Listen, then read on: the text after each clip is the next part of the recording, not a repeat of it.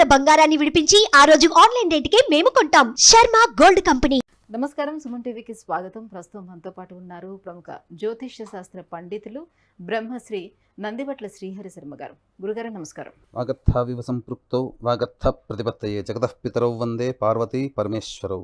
సదాశివసమారంభాం శంకరాచార్య మధ్యమాం అస్మదాచార్య పర్యంతం వందే గురుపరంపరాం. ఆదిత్యాయ చ సోమాయ మంగళాయ బుధాయ చ గురుశుక్ర శనిభ్యశ్చ రాహవే కేతవే నమః.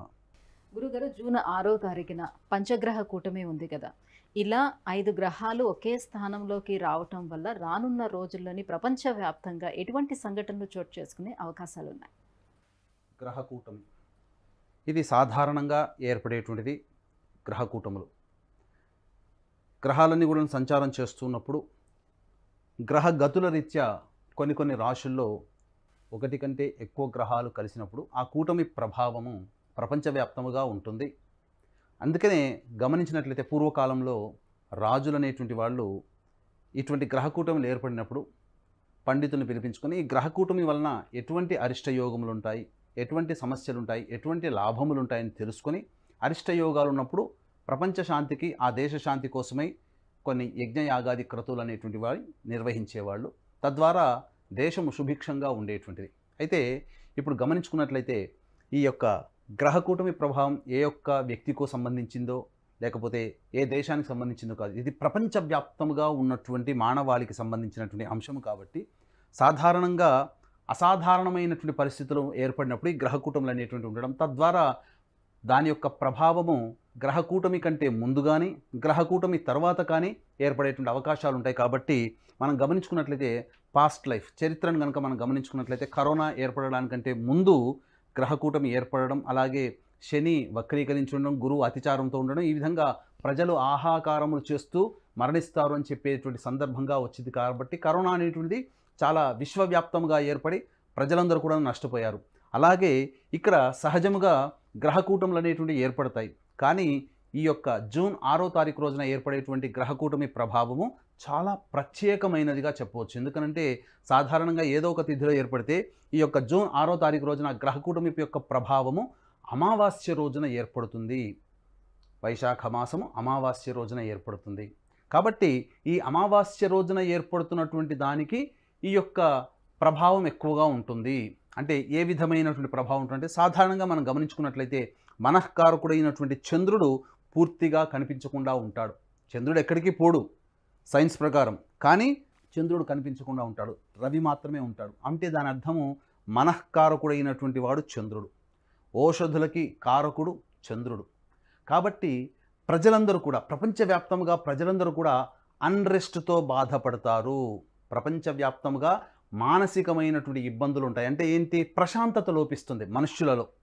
అలజడి, రాష్ట్రారోకోలు, ధర్నాలు, లేకపోతే సంబంధించినటువంటి మనం చూసుకున్నట్లయితే ప్రధానంగా అన్ని రైళ్లు కానీ, ప్రమాదాలు కానీ, లేకపోతే రోడ్డు వాహన మార్గాలన్నీ కూడా నిలిపివేయడము, స్ట్రైకులు ఎక్కువగా జరుగుతుంటాయి. కాబట్టి ప్రపంచవ్యాప్తంగా ఈ యొక్క దేశాధినేతల పైన కావచ్చు, దేశంలో అంతర్గత సమస్యల ప్రభావం కావచ్చు, ప్రజలందరూ కూడాను వీధికి వచ్చి తమ యొక్క ప్రశాంతతని ఇబ్బంది కలిగిన విధంగా వెలిబుచ్చుతారు. అంటే ఏమిటి అక్కడ అర్థము? తమ యొక్క కోప ప్రకోపాలని వెలిబుచ్చుతారు. ఈ విధంగా అధిక కోపానికి దేశాధిపతులు, దేశములు కూడా బలి అవుతాయి ప్రజల యొక్క కోపానికి.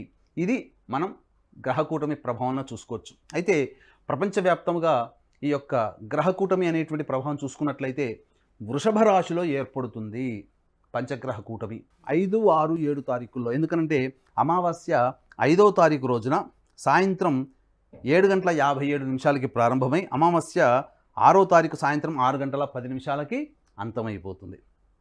తదుపరి విద్య వస్తుంది. కాబట్టి 7వ తారీఖు రోజున కూడా విద్య. కాబట్టి ఈ యొక్క చతుర్దశి, అమావాస్య, విద్య వచ్చేంత వరకు కూడాను ఈ యొక్క పంచగ్రహ కూటమి అనేటువంటిది వృషభ రాశిలో జరుగుతుంది. ముఖ్యంగా ఒక్క గురువు తప్ప మిగతా 4 గ్రహాలు శుక్రుడు, బుధుడు, రవి, చంద్రుడు అన్నీ కూడాను రోహిణీ నక్షత్రంలో ఏర్పడుతున్నాయి. అంటే మాతృకారకుడైనటువంటి చంద్రుడు. కాబట్టి ఇక్కడ ప్రపంచవ్యాప్తంగా మాతృత్వాన్ని ఎంజాయ్ చేసేటువంటి మహిళలు, అంటే ఏంటి? గర్భం దాల్చినటువంటి వాళ్ళు, గర్భధారణ కోసం ఎదురు చూసేటువంటి వాళ్ళకి కొంత ఇబ్బందులు తప్పవు. కాబట్టి ఎవరైతే కన్సీవ్ అయి ఉంటారో వాళ్ళందరూ కూడా జాగ్రత్తలు పాటించాలి. ఎందుకంటే అబార్షన్స్ జరిగేటువంటి అవకాశం ఉంటుంది. ఇంకా చెప్పాలి అని అంటే ఈ యొక్క వృషభ రాశిలో ఉన్నటువంటి సంబంధించినటువంటి యొక్క దేశాలను కనుక మనం చూసుకున్నట్లయితే Ukraine, Moldova, Bulgaria, Cyprus, Switzerland, Taiwan, Australia, ఈ దేశాలలో అన్రెస్ట్, ప్రజలు అశాంతికి గురి అవుతారు. ఇది ఒకటి జరుగుతుంది. లేదా ఈ చెప్పినటువంటి దేశాలలో ప్రధానంగా ఇబ్బందులు అనేటువంటివి కలుగుతాయి, ప్రమాదాలు జరుగుతాయి. కాబట్టి నీటిని ఆకర్షించే గ్రహము చంద్రుడు.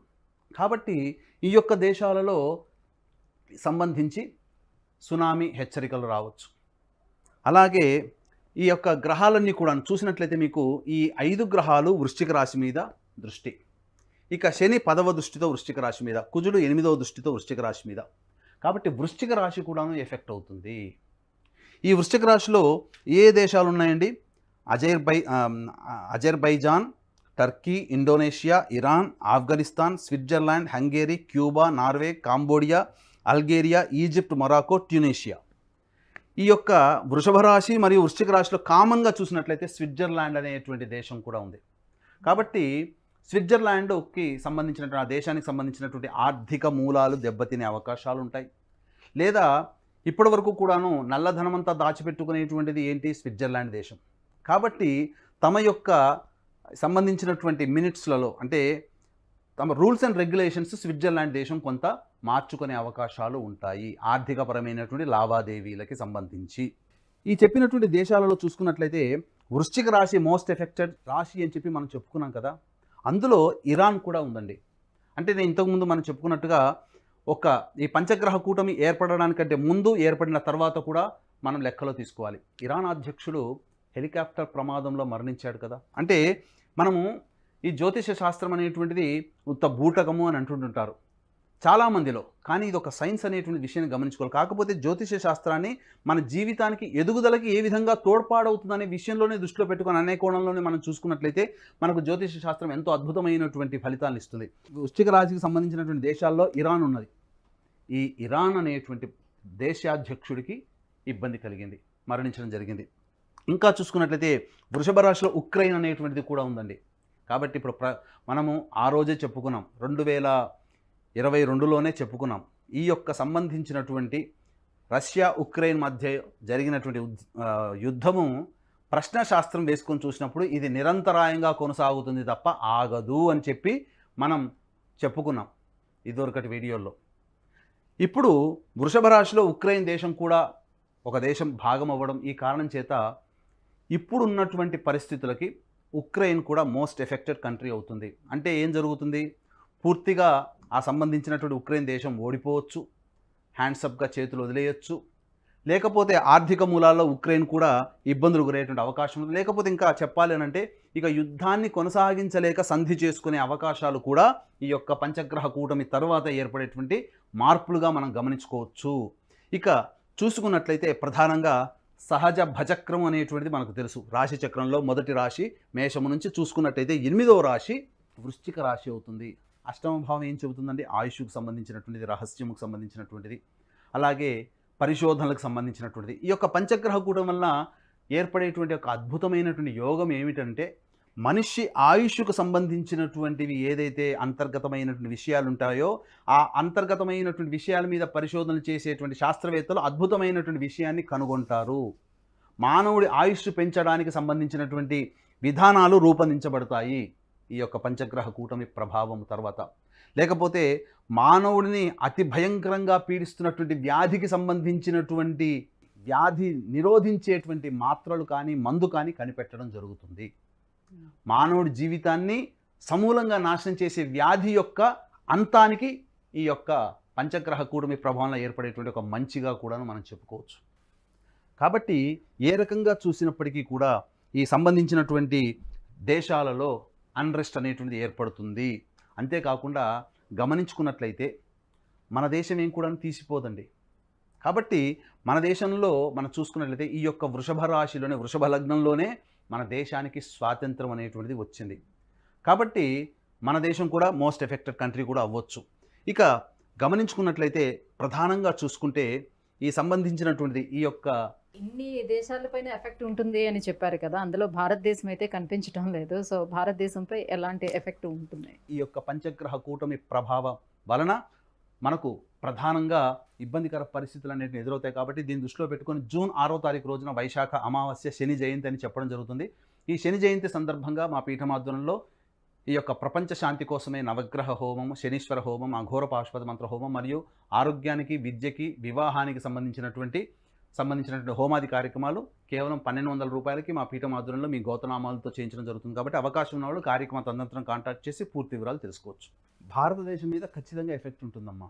ఎందుకనంటే మనం చెప్పుకున్నాం ఇంతకుముందు, భారతదేశం యొక్క స్వాతంత్రం లభించినటువంటి సందర్భంగా ఉన్నటువంటి లగ్నము కూడా వృషభ లగ్నం అవ్వడం, ఈ వృషభ రాశిలోనే పంచగ్రహ కూటమి ఏర్పడడం, మన దేశాన్ని పరిపాలిస్తున్నటువంటి అనగా ప్రధానమంత్రి అయినటువంటి మోడీ గారి కూడా వృశ్చిక లగ్నం అవ్వడం, అనురాధ నక్షత్రం అవ్వడం గమనించుకున్నట్లయితే ఈ యొక్క వృశ్చిక రాశికి సప్తమంలో పంచగ్రహ కూటమి, చతుర్థంలో శని, అనురాధ నక్షత్ర జాతకుడైనటువంటి మోడీ గారు ప్రభంజనాన్ని సృష్టించి కొంత మార్పులు తీసుకువస్తారేమో అనేటువంటి భయాందోళన కలుగుతుంది. తద్వారా పంచగ్రహ కూటమి ఏర్పడిన నెల రోజుల లోపల మన భారతదేశంలో కూడా కొన్ని ఇబ్బందికర పరిస్థితులు ఎదురవుతాయి. ప్రజలు రాస్తారోకోలు, ధర్నాలు చేపట్టడం కానీ, మారణ హోమాలు, మూకుమ్మడి మారణ హోమాలు జరగడం కానీ జరగవచ్చు.